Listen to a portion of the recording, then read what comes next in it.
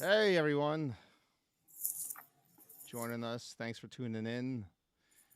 Today we got Julia Lee, who I'm sure a lot of folks, especially in the Philly area, are very familiar with.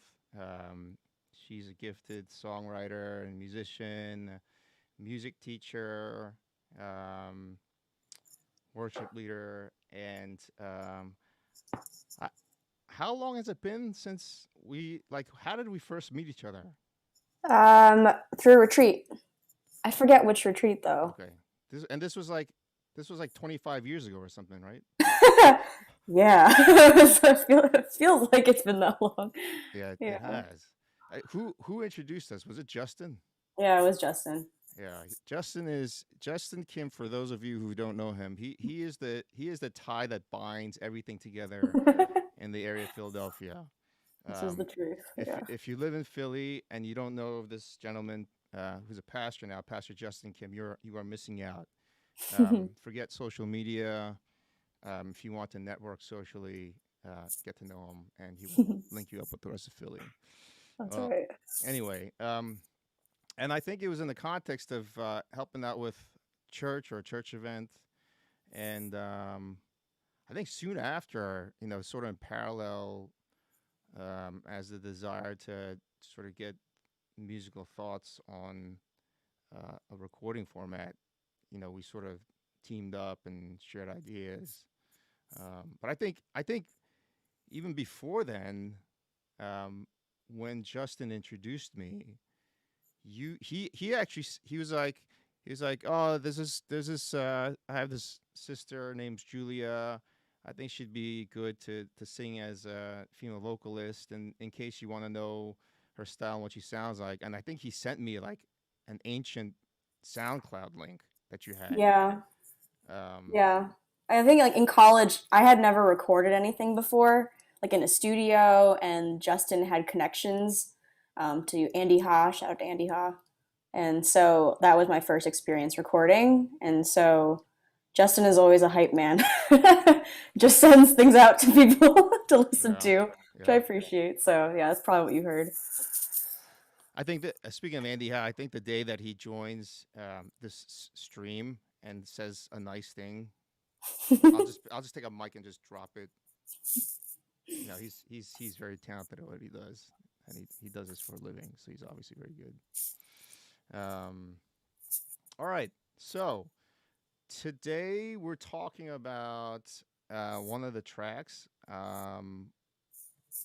"Penny for a Thought," and we'll sort of talk about how the title evolved from Penny for a Thought to Iris plus Penny for a Thought. But let's talk about Penny for a Thought. Um, how do you, in your memory, Julia, how do you recall how this song came about? And we'll see if our memories align. Um, my memory of it was that I only had the lyrics down. I had, yeah, I think like two stanzas or something like that, and I just sent it over your way. By that time, I think we were already sharing ideas, and whenever I had like something I was proud of or I thought sounded good, I was like, "Evan, what do you think about this?" And then you came up with the melody line, and you had the whole backing track done. And I think you also helped me to rework a little bit of like the second verse. Um, but yeah, that's kind of how I remember that going.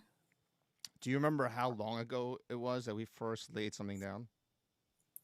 I was just checking the timestamp to see it. I think it wasn't like, was it 2019? Yeah, It was, right? it Oh was at the man, start of the summer in 2019, at June of 2019. man. And the only reason I know this is every time I have an idea that I start uh, recording, I don't have a title, so I just record everything by date. Yeah. So all my folders are dated, so it works out well when I try to figure out when things started. But it's a horrible way of me trying to find a project because there's no name, there's no artist label. It's just all dated. So Right. all right, well let's pull up the lyrics, um, which are amazing lyrics, and we'll just read through it. Why don't you read through it since these are your lyrics? Okay, hold on. I have to make this a bigger screen. Do you want me to read through it, or do you want me to just stop and talk about sections, or what would you like me to do? Let's do the latter. Okay. So the first stanza is you walked right in and took your place, settled into a space I didn't create. Um, you showed me yours, so I showed you mine. Now you've up and left me far behind. I think that generally the concept for the song in general was I know when people hear it for the first time, they're like, oh, it's like a love relationship or a romance. Um, but I also was kind of thinking about just relationships that happen by chance and you get really intimate and close and then they kind of drift. So hopefully, if you're listening to the song, you can hear either a romantic relationship or even a friendship, because I know plenty of friendships that start really organically and then you get really close and then somehow time or circumstance just pulls you apart a little bit. So though you walked right and took your place, it was like I didn't expect someone to come into my life, but they just fit in so easily and so perfectly. And they were vulnerable, and so I was vulnerable, and then they left. So that's like kind of what the inspiration is for the first line. I love like wordplay. So the next line, like, easy come, hard to let go. I was just thinking, it's easy for someone to walk in, but it's not easy to let them leave from your life. And sometimes you really fight for that relationship to stay. It's hard to let go of that. Next part is kind of self-explanatory. Feels like you're near, it's only shadow. Smile on my lips, can't reflect my heart. Doesn't feel right to be apart, to be apart. I don't know if I have to really say anything about that, but yeah. I'll just go on to the next part. Whispered breath, penny for a thought. Now, this is the line that you helped me with, Edmund. I think the original was whisper your secret or something like that. Penny for Oh, a thought. good memory. I'm pretty sure. I just thought of that this morning. But yeah, whispered breath, penny for a thought. No need to hide. Be honest, please. You probably forgot. I think you tweaked those first two lines to become what they are now. I don't But remember that, but I'll take credit. yeah, that was all you. I think that was kind of like a jab at sometimes we remember things very clearly from our relationship, and the other person just seems to have like completely forgotten about it, Mm, and it's kind of like a jab. mm, So on good days, I can forget you, forget us too, kind of like a jab back. Also, like, well, if you can forget me, I can forget you also. All other days, it's only you. mm, So mm. that's it. Yeah. Yeah, I think beautiful words. These are the type of lyrics that I love, where it's kind of teases you and gives you an idea of what it's talking about, but is just sort of abstract and vague enough where you're left with wonder, trying to figure out what they actually mean and Mhm. what the actual background story is of all this. So it's amazing job. And Thanks. um, I think at that time you really had not placed any lyrics. Correct me if I'm wrong. Placed any lyrics in the context of a um, electronic dance song, correct? No, yeah. Everything. Well, I'd never written a song or covered songs that were in this genre in general. Like it was always kind of like ballady, acousticy kind of stuff. So tell me how that experience was, sort of being, not only coming with lyrics, but also also being introduced to working in the EDM context for the first time. It was just exciting. I think that I had tried songwriting before on my own, and it was just discouraging. But having this kind of a context where I was collaborating with you, and it was a very like we're friends anyway. It's a very safe space to experiment, um, to throw out ideas, and to not feel like you're going to be thought less of because of whatever you spit out. Um, that was a really good creative environment, Mm. and it has continued to be. That's why we keep collaborating on different lyrics and different and backing tracks and things. But it was just really cool to see your take on uh, what I had thought of, And to be honest, it did come out very differently from what I originally thought. Because originally I was like, oh, it's just keyboard, and it's just going to be like very like low key. But the EDM style adds a lot of energy to it, and it takes it from something that's just, oh, like it might be pleasant to listen to something that's really exciting to listen to. So I think that it's a really cool kind of new environment for me. Awesome. Well, I'm glad it's been working out well, taking someone who's, you know, used to ballad type um, song and songwriting and melding that very easily into EDM. I think it definitely sits nicely in that Mm. space. So we'll play that part for you, but I gotta say, the Iris portion of Penny for a Thought, um, Penny for a Thought took me a lot of time. I mean, obviously, knowing just that it started in June of 2019, and now we get to listen to it for the first time a year and a half later, just sort of emphasizes. I just heard from one of the viewers that our mic, my mic level is low, so I'm going to adjust the mic level to please our viewers. I'm here to please the viewers. That's what I'm here for. So here we go. Mm. That should be better. Yeah. Okay, so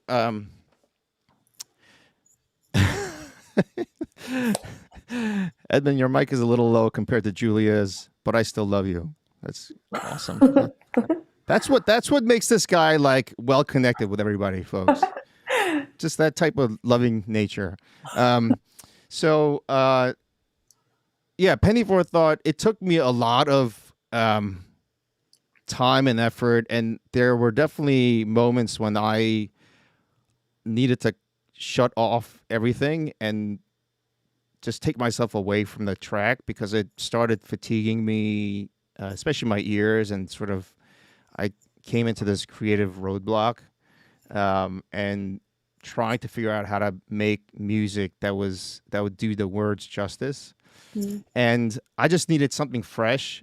And so what I did was I took a technique from a well-known artist that I was listening to a lot at the time because he had just come out with a new album. His name is Flume, and I took the vocal track that you laid down and just the Mm. vocal track itself. I basically applied the technique that he pioneers a lot in his music, which is called granular synthesis, and it's this idea that you take a sound, a single sound, and then you like it's literally a granule. If you take a small point or a granule within that sound, and then you just move it around, and you can determine how quickly it moves around, the dynamics of how it moves around, whether it moves within a very narrow space or a very wide space, and you can move that granule around within the track.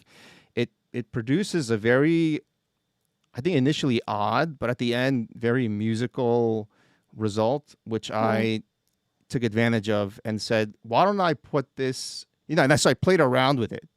And after I played around with it, because that sort of experiment and Penny for a Thought share the same exact vocal track, but it ends up in a totally different sound.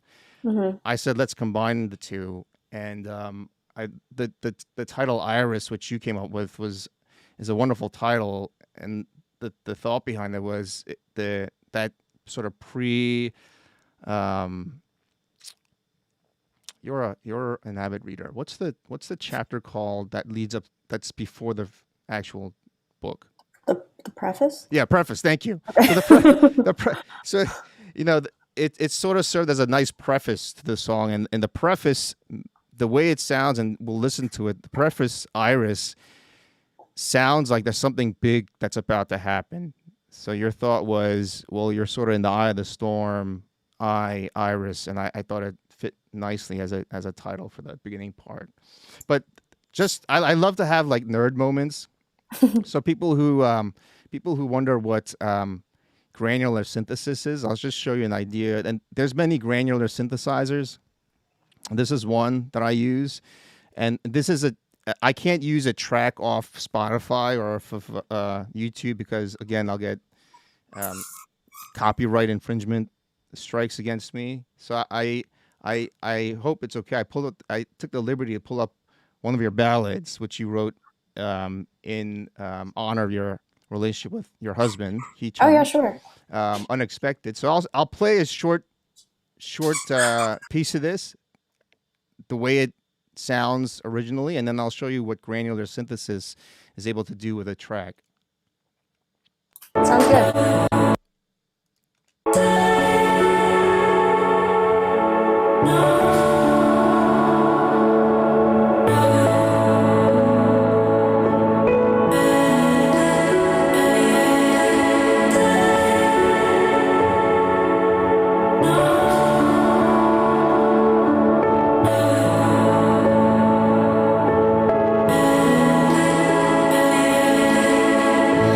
Meeting you, loving me the way you do, and after all this time, still unexpected.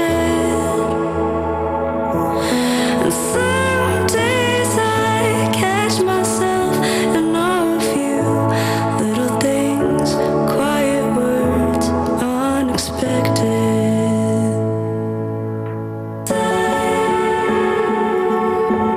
Okay, so and it comes with a beat leader.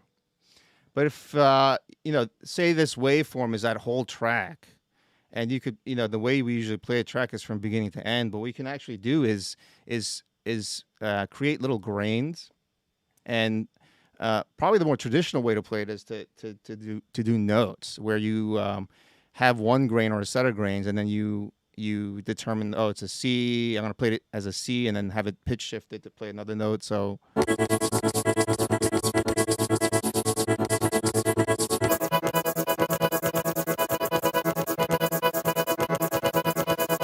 that's a few grains moving around real quickly within that track. But I think the way that I like to use it is to sort of randomize the grains and then have them move around within the same note.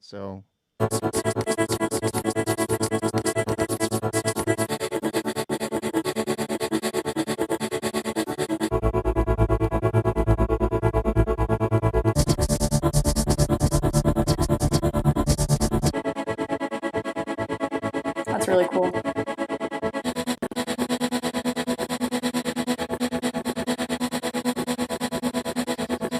So it's like it just gives this very sort of beautiful, tense, unsteady effect.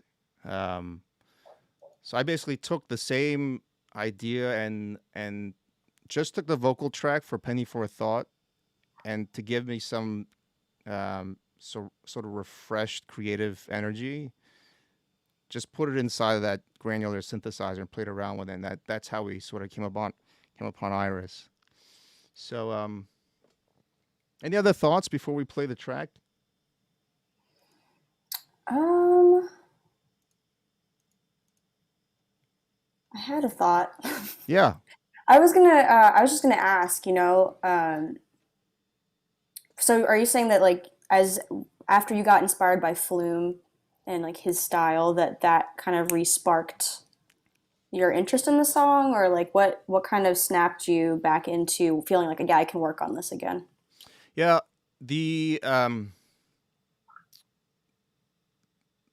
amount of effort it was taking to complete Penny for a Thought, you know, got me a little discouraged, Mm-hmm. and like I had trouble coming up with ideas. I had trouble wanting to be at the computer and keep fiddling around with the song. So, um, whenever I have trouble writing, I'll pull up Spotify and search for songs to make me love music again, and not be so bogged down by the process of getting to the result that I'm listening to on Spotify. So Mm-hmm. at that time, Flume came out with an album, and everyone should check out Flume. He's just an amazing artist. And I said, oh, that's cool. That's like a common motif I hear in a lot of his songs, where he uses that granular synthesis technique, and I said, well, I wonder what it would sound like if I took Julia's vocal for Penny for a Thought and put it through a granular synthesizer. And then like a whole new thing got inspired. And because I knew that the fundamental content for that period of time when I was inspired came from Penny for a Thought, it sort of rejuvenated my love for the original track, and said, okay, after I finish this sort of spin-off of the vocal track, I'm going to go back with this newfound energy and finish off Penny for a Thought. Okay, yeah. So that's sort of how that all came about. And then I couldn't figure out where to place Iris in the album because it is short and it sounds sort of like an intro to something. But I said, you know, because there's the common shared element of the vocal track, let's put it together. Nice. So Cool. that's what I did. Sweet. All right. So we will play for the first time Iris and Penny for a Thought. Enjoy, everyone.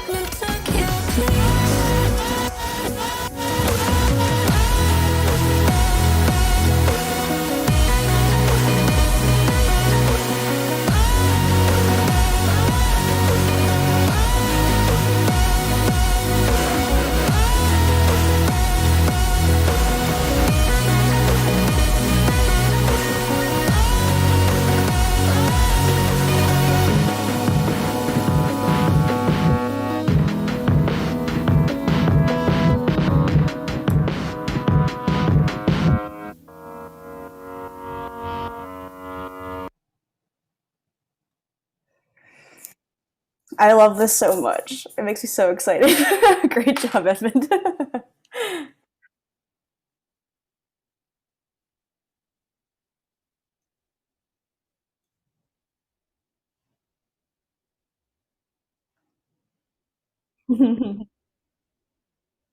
Yeah.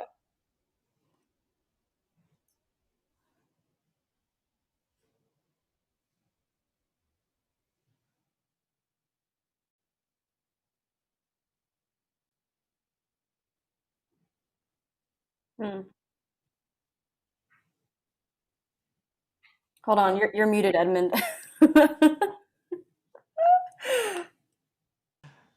Yeah, I wasn't saying anything. It just looked like my mouth was it looked like my mouth was moving, but um no, I was saying that anytime you can have someone be this involved in the track and hear all the renditions and revisions of it, but still look like they're enjoying it as they're listening to it, which it looked like from my end you were. Hmm. It's a good thing.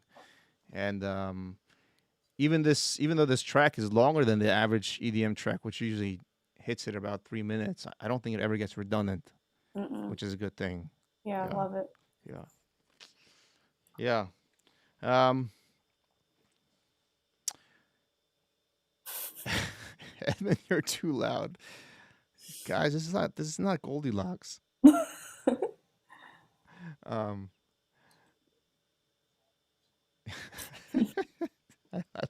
I love everyone. It's just blanket statement put out there. I love everyone. Um, all right. Well, there we have it. Iris and Penny for a Thought. It's going to be coming out with its 13 brothers and sisters on the album Journ3y V3nt in January 21st, 2021. Hopefully, everybody can chime in for the other sneak peeks. I think the next one we're having is going to be on the evening of the 27th. Um, so stay tuned for the advertisements on social media. And thanks everyone for chiming in as always and for your entertaining and insightful comments. Any last words, Julia? No, everyone make sure that you go subscribe, not subscribe, follow Bunny Tears on Instagram for all the updates. If you are following Bunny Tears, make sure you promote him also so that people get to know that the album is coming out. And yeah, that's it. All right. All right, Julia. Enjoy the rest of your day. Have a safe and warm weekend and enjoy your holidays, everybody. Bye. Bye.